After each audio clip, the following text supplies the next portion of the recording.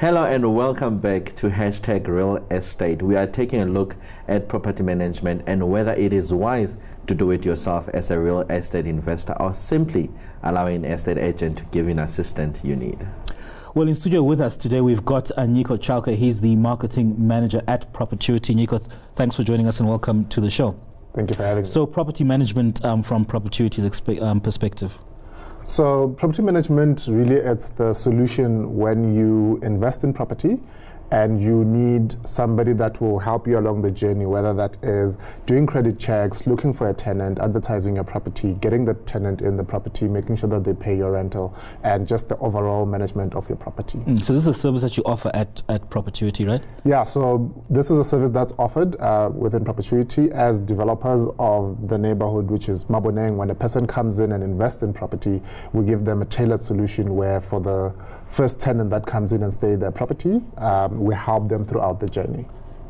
I mean, Nyiko, for the longest time, Perpetuity has been outsourcing the property management aspect to a property management company.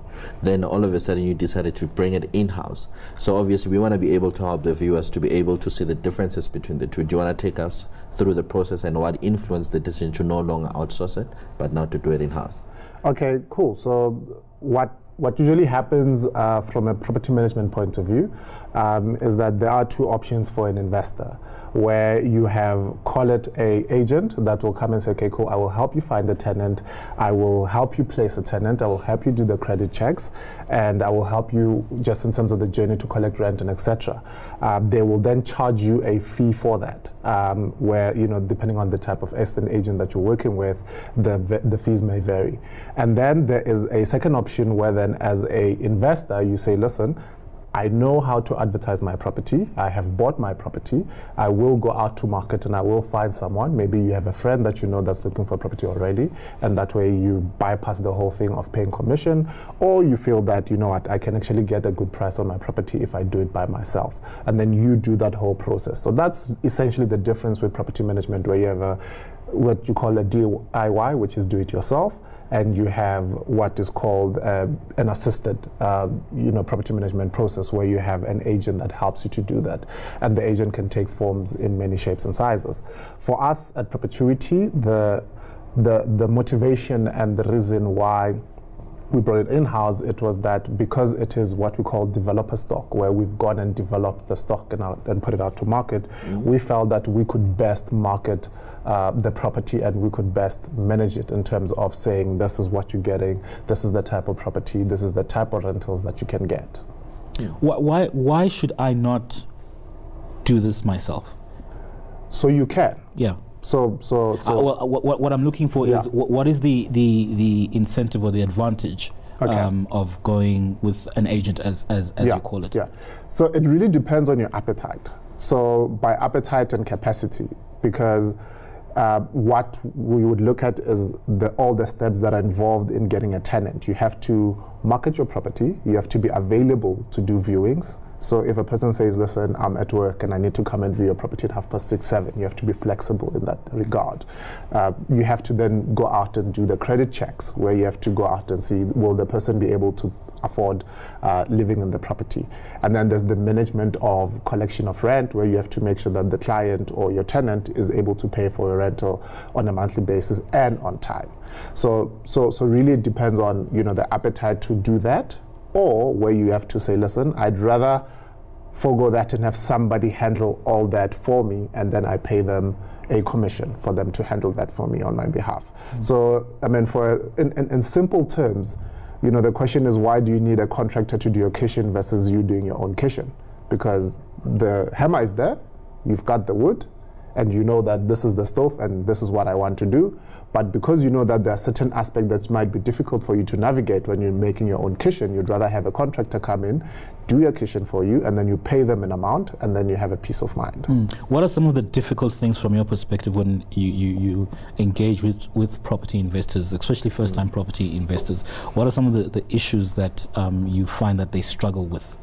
Okay, so I think the biggest issue is everyone, when you buy a property, so say you buy a 450,000 rand property, and you would want a rental return of between 4,500 and 4,500 and 6,000 on a monthly basis, given whatever that range is.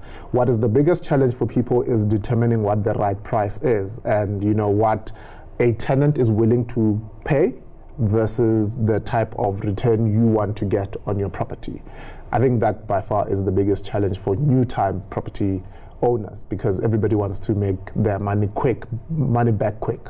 Yeah. Is there a sort of calculation to, I'm throwing this to you as well, because you might have an idea that you can make, that if I buy a property for X amount, I should be expecting this sort of return, because everybody tries to cover the bond amount and plus. Is there some sort of indication or calculation that one can look at? So you can look at what your base costs are. So you buy a 500,000 rand property.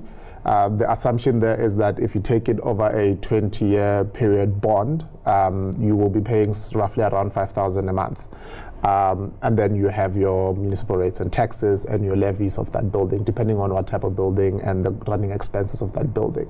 So let's say hypothetically you're looking about between 5,500 or 6,000. So those are your base costs. So what you then do is you look at, okay, cool, can I get that as minimum rental, or is there appetite in the market to pay a slightly higher premium for the property that I've bought?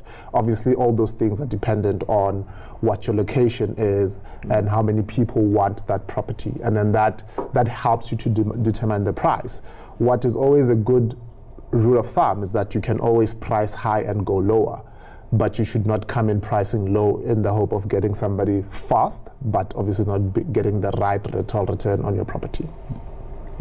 So, you spoke of commission earlier on. Yes. Roughly, what percentage commission do you charge for using an estate agent to manage your property? So, so I'll tell you what there's different types of commissions that estate agencies will charge you. Okay. And that ranges from, say, call it, a percentage of your monthly rental. So what you will find is that what's common in the market, and I'm just giving you a general overview of the market, is that estate agencies will generally say they will charge you the first month's rental on a 12-month lease, which will then go in terms of paying their commission and the work that they've done. So that will cover their marketing costs, them showing the person around, doing credit checks and all that admin.